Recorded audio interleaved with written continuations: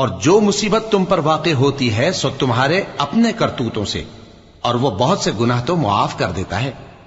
اور تم زمین میں اللہ کو عاجز نہیں کر سکتے، اور اللہ کے سوا نہ تمہارا کوئی دوست ہے اور نہ مددگار۔ اور اسی کی نشانیوں میں سے سمندر میں چلنے والے جہاز ہیں پہاڑوں جیسے،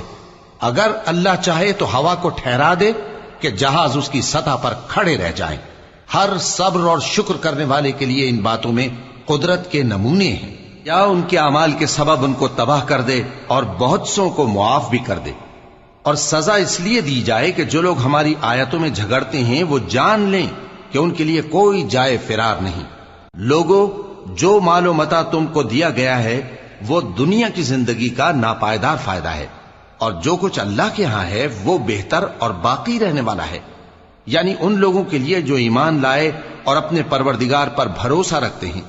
اور جو بڑے بڑے گناہوں